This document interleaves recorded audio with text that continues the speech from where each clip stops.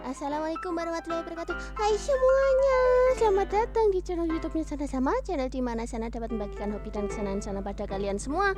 Hai nama Sana Sama desu minasan. Lanjut baca mangganya. Keburu nanti kalau ada chapter terbaru malah kelewat terus, nanti tambah hilang. Jadi ya, mumpung Sana ada waktu untuk membuat konten, sebenarnya ya godaan di bulan Ramadan ya agak susah, ada aktivitas yang lain di saat Sana juga posisi ngantuk. Jadi makanya Sana nggak ada live streaming untuk bulan Ramadan, makanya Sana hiatus dari live streamingnya daripada nanti Sana malah kekurangan jadwal tidur ya. Istilahnya di bulan Ramadan malah makin susah nyari jadwal tidurnya gitu. Jadi ya, sesuai dengan judul, lanjut kita nge-reaction manga Kaiju nomor 8 karena bentar lagi juga harusnya rilis chapter baru. Dan juga informasi buat kalian semua, Boruto juga bentar lagi akan rilis di bulan April ini untuk chapter terbaru. Jadi ya pasti seru untuk yang Boruto sih terutama yang manga Kaiju nomor 8. Aduh maaf kalau Sana ngomongnya agak belibet ya, karena ya bulan Ramadan jadi nggak minum, jadi agak susah ngomongnya. Jadi ya jadi untuk Kaiju nomor 8 harusnya untuk chapter berikutnya itu bahas ya tentang Mina. Ada sesuatu yang sedikit mengerikan gitu loh. Oh iya benar. Jadi video kali ini Sana akan nge-reaction untuk chapter 103, sekaligus kita akan bahas-bahas dari 101 sama 102 kemarin, kemudian ketemu sama chapter 103 ini kira-kira. Untuk chapter 104 yang akan rilis tanggal 28 Maret 2024 ini jam 10 malam. Loh 28? Wah ternyata masih lama juga ya. Tumben 1 bulan. Iya sih, ternyata hiatus ya, ternyata istirahat ya, break 1 bulan ya. Ya pantesan kok nggak rilis ya habis itu ya. Terus maaf out topic dulu ya.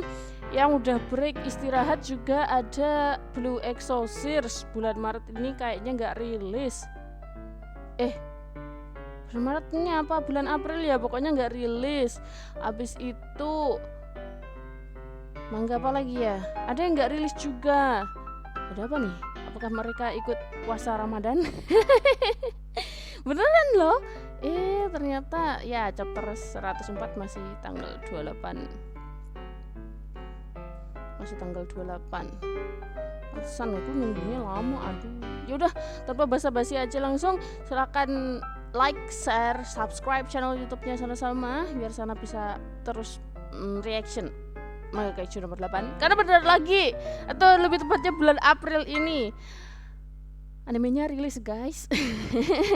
Animenya udah mulai rilis guys, dan untuk penayangan perdananya itu langsung di Twitter dengan subtitle bahasa Inggris, ditayangkan secara worldwide gitu. Kemudian kalau untuk subtitle bahasa Indonesia sih kemarin ada yang bilang mungkin Aniwan Asia sih yang nayangin kayak gitu, atau mungkin B Station bisa nayangin. Ya kita tunggu aja informasi berikutnya untuk musim depan, yaitu musim semi ya, anime musim semi.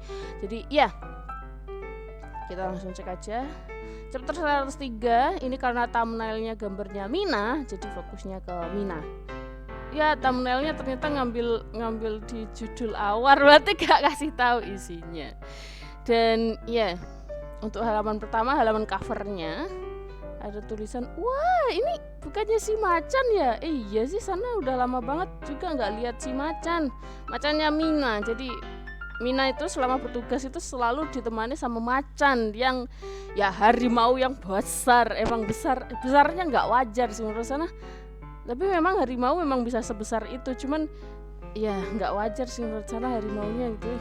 Gak kayak harimau biasa sebenarnya dari awal kemunculan, soalnya strong banget dia, gila. Kalau harimau yang biasa harusnya nggak gitu. Jadi iya Sana akan ngasih tahu ke kalian panelnya atau halamannya langsung untuk halaman cover serta halaman 1AC sama halaman terakhir. Untuk sisanya Sana nggak bisa kasih tahu kalian dan Sana akan tutup layarnya seperti ini. Bentar. Jadi kalian harus baca sendiri di Manga Plus by Shueisha ya guys ya.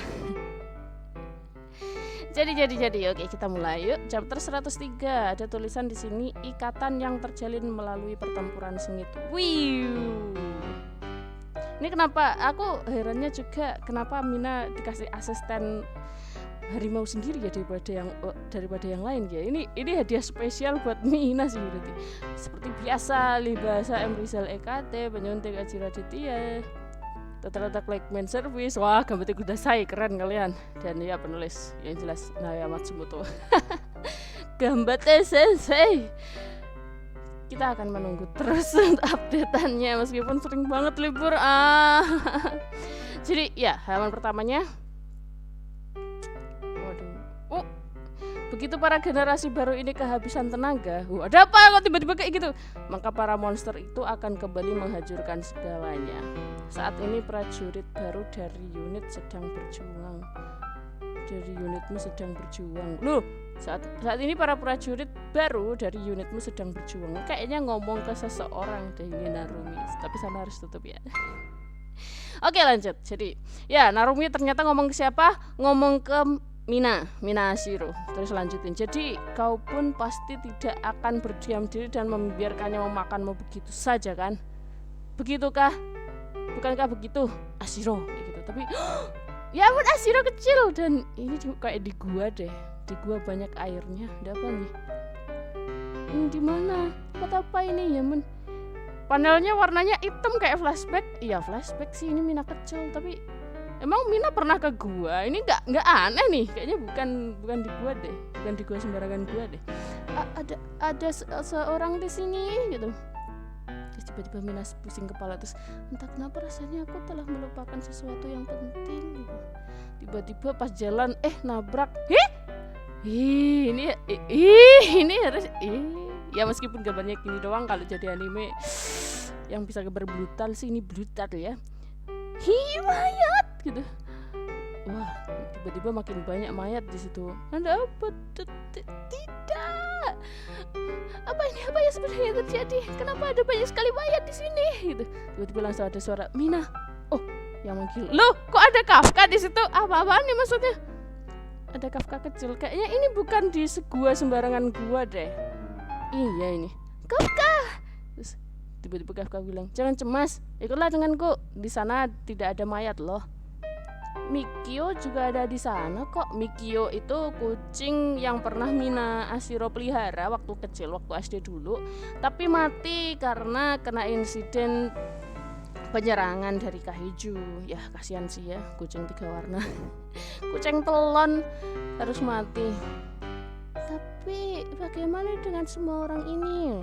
Mina tanya. Terus Kafka bilang, "Jangan dipikirkan, memikirkan mereka hanya akan membuatmu menderita." Terus Mina lanjut, karena agak aneh di sini, bukan Kafka biasanya ini. Kafka gak mungkin seperti itu. Terus Mina melanjutkan, "Tapi aku merasa telah melupakan sesuatu yang penting." Terus Kafka melanjut, "Apa? Justru akan lebih baik bagimu jika melupakan segalanya. Kau akan baik-baik saja jika ikut denganku. Ayo." Terus Mina mau gandeng tangan, tapi iya, dari belakang ada yang gigit dong. Mikio? Oh, bukan, si macan. Ya ampun, kan beneran macannya besar banget. Bentar aku kasih tahu kalian ya. Ya ampun, kucingnya besar. Loh, kau bukan Mikio. Kau ini Bako. Iya, namanya Bako harimaunya. Terus tiba-tiba langsung serut. Wah, apa ini? Ternyata bukan gua biasa, guys. Ini adalah di dalam alam bawah sadarnya Mina. Kayak kasusnya Kafka yang di bawah alam sadarnya Kafka saat itu pas hilang kendali itu. Kemudian di alam bawah sadarnya Isao juga, bapaknya Kikoru ya, ketika mau diambil alih oleh si Kaiju nomor 9 kayak gitu. Oh, tiba-tiba Kafka, ternyata ini bukan Kafka. Mengganggu aja. Kau datang untuk merebut majikanmu dariku ya. Sungguh peliharaan yang setia. Oh ternyata kok bisa? Apa yang dilihat nomor 9 di dunia nyata itu ternyata ada harimau yang mencoba menyerangnya. Tapi tiba-tiba kenapa bisa masuk ke alam bawah sadarnya Mina? Ada apa nih? Kenapa nih? Kenapa bisa sinkron? Oh tidak, no. Lengan kanan si harimau terputus. No, Bako, bukankah aku sudah menyuruhmu untuk bersembunyi? Tiba-tiba, wah kan sudah kuduga. Ini harimau bukan harimau biasa sih. Sestrong itu, gimana ya bilangnya? Kayak ada sesuatu yang membuat si harimau ini benar-benar tertarik dengan Mina. Jangan-jangan harimau ini bukan harimau biasa nih. Kok bisa regenerasi? Padahal lengan kanannya benar-benar keputus loh. Diserang sama nomor 9. Begitu rupanya. Dia itu makhluk yang gagal jadi monster sepenuhnya ya. Sebuah momen yang sangat langka. Aku jadi ingin memotong tubuhnya dan menjadikannya bahan penelitian. Jabe, ternyata harimaunya Mina itu kaiju, tapi belum bisa jadi kaiju, benar-benar kaiju. Cepat lari, dia bukan lawan yang bisa kau kalahkan.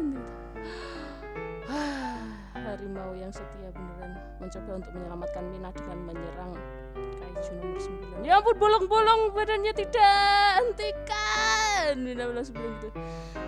Kasihan ini harimau. Aku paham sekarang. Kalau lukanya separah itu, kau jadi tidak bisa memulihkan dirimu sepenuhnya ya. Oh no, gak bisa pulih. No. Aduh, harimau ini masih mencoba untuk menyerangnya. Terus Mina langsung, begitu rupanya. Sekarang aku ingat semuanya.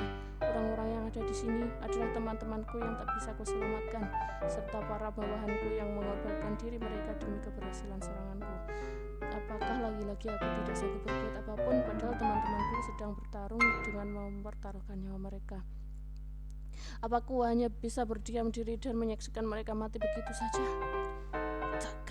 Takkan kubiarkan itu terjadi. Langsung itu.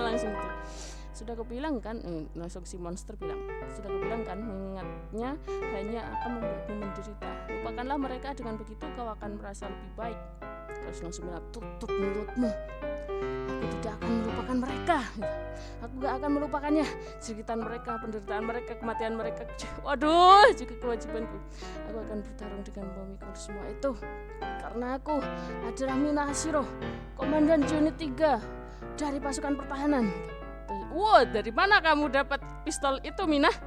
Langsung nembak si kaiju yang berwujud Kafka ini. Dar!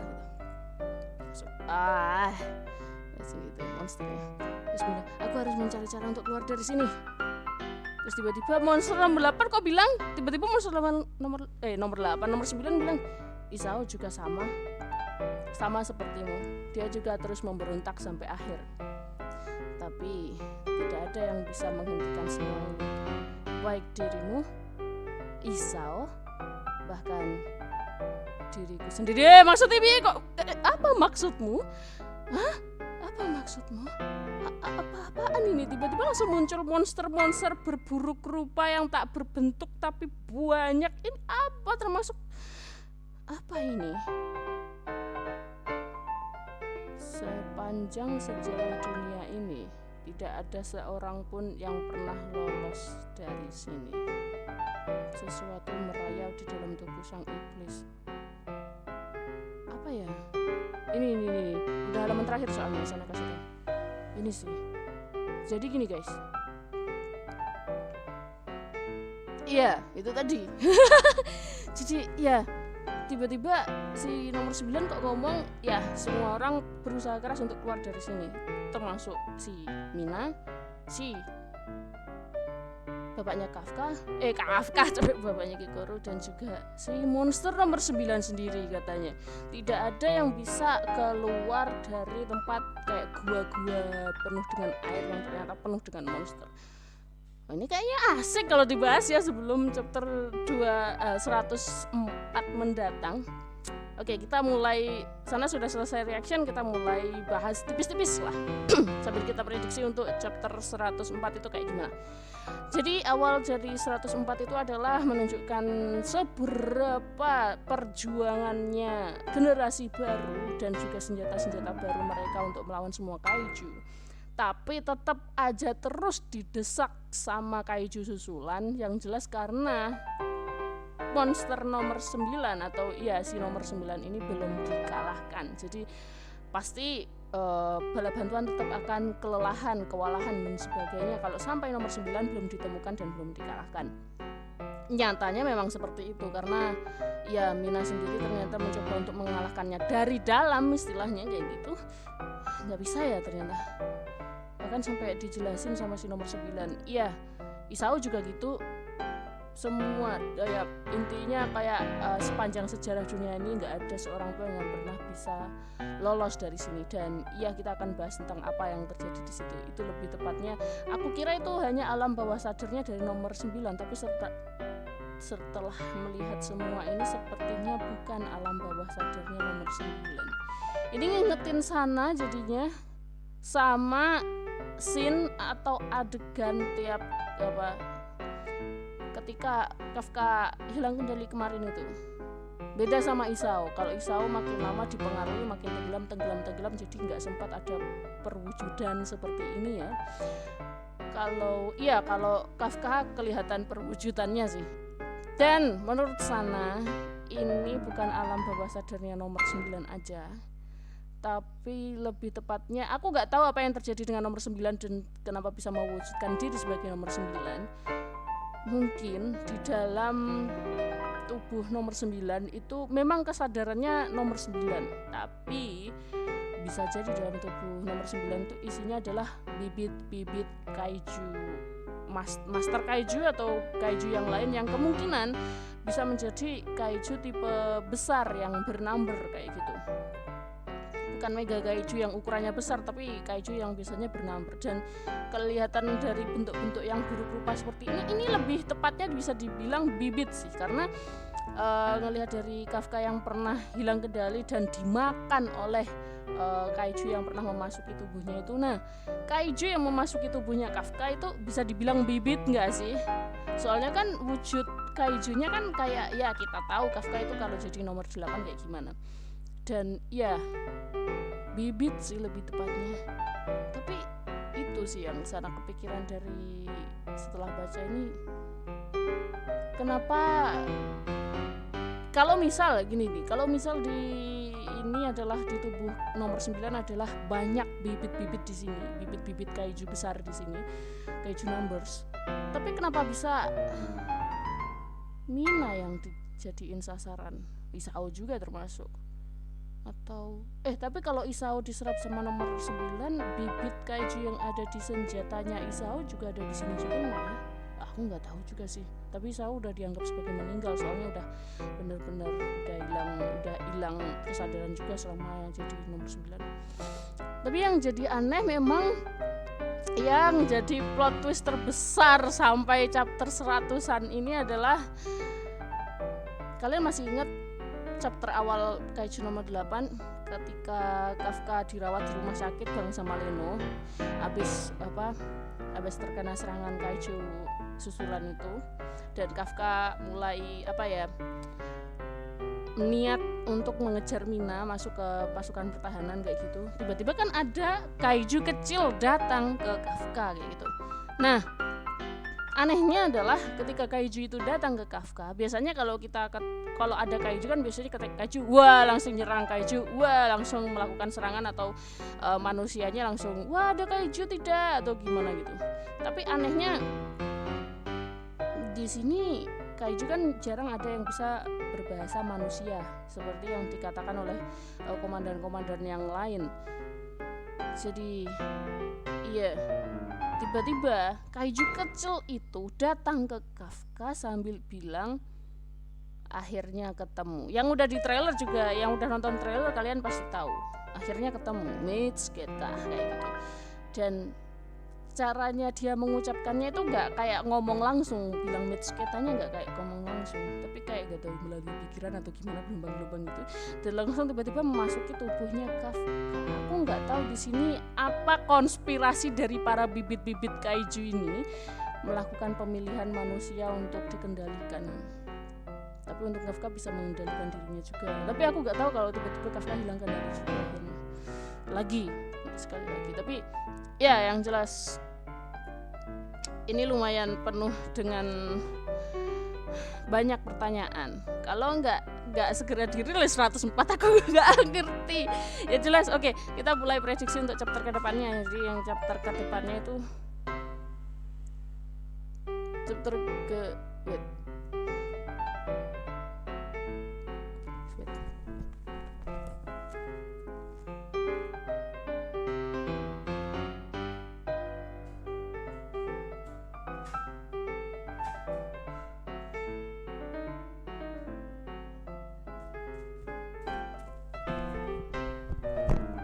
ya, jadi kita mulai prediksi untuk chapter 104. Jadi kemungkinan 104 masih fokus ke Mina Ashiro dan juga fokus ke pertarungannya harimau melawan nomor 9. Dan juga untuk penjelasan tentang ya ini bibit-bibit monster dan tempat di mana semua orang pasti nggak bisa meloloskan diri dari tempat ini. Jadi Waalaikumsalam. Jadi emang iya, tapi masalahnya masih tanggal 28 Maret. Lumayan. Ini kenapa manggakanya hiatus ya? Apakah ikut puasa ya? Gak ada yang tahu. Banyak yang hiatus. Iya itu juga kayak Aono Exorcist juga rilisnya. Kenapa liburnya sampai sebulan lebih? Jadi emang apakah ikut puasa juga? Aku nggak tahu. Yang jelas untuk chapter 104 kita nantikan aja untuk penjelasan lebih lengkap dari ini tempat apa sebenarnya, kenapa kaiju nomor 9 aja bilang dia juga nggak bisa meloloskan diri dari tempat ini, dan bentuknya monster yang berbentuk nggak wajar juga, jadi bisa dibilang itu tempat para bibit kaiju bernumber, mungkin aja kayak gitu. Dan mungkin aja ada penjelasan kayak gitu dari Naoya Matsumoto, nggak ada yang tahu. Terus ya apakah si Bako harimau piaraannya Mina ini bisa menang melawan nomor 9? Kayaknya nggak bisa sih. Kalau Kafka nggak datang nggak mungkin bisa menang sih. Kasihan kalau tiba-tiba mati juga. Ini mulai nekat ya Naoya Matsumoto untuk satu persatu ternyata karakternya juga berani untuk dihapuskan dari ceritanya. Padahal awal-awal aku pikir wah ini meskipun se-epic apapun, seserem apapun kaijunya, kayaknya Naoya Matsumoto sepertinya terlihat ceritanya nggak menghapuskan beberapa karakter dari ceritanya. Ternyata beneran masih yang bagian pihak bukan musuh malah udah mulai Isao ternyata ibunya Kikoru ya. Tapi kalau masalah ibunya Kikoru itu masuknya flashback jadi gak hitung. Yang udah masuk ke cerita berarti ya itu bapaknya Kikoru ya, Isao ya. Kalau Mina sampai juga, tapi peluangnya gini, kalau Mina sampai akhirnya nggak bisa lolos dari tempat ini yang katanya nomor 9, ya berarti Mina berhasil untuk ditelan oleh nomor 9. Dan kalau itu terjadi, aku takutnya kalau udah beberapa chapter ke depannya ternyata Kafka harus melawan Mina, itu yang menyebalkan sih. Gak suka aku tipe cerita kayak gini, tapi menarik untuk diikuti. Mungkin Naoya Matsumoto punya suatu kejutan gitu untuk berikutnya kalaupun itu terjadi. Tapi kalau itu nggak terjadi, harusnya Mina bisa diselamatin. Harusnya, tapi nggak ada yang tahu karena di sini targetnya aneh banget. Ketika ya kayak rata-rata anime ada tokoh utama yang lemah, konyol, gak punya kekuatan, itu banyak pola seperti itu. Dan juga pasti memiliki teman, tokoh utama itu pasti memiliki teman yang super kuat dan juga cerdas, pinter dan sebagainya kayak gitu ya. Itu udah template semua shonen sih. Jadi tapi endingnya biasanya nggak sama, tapi ya tergantung sih.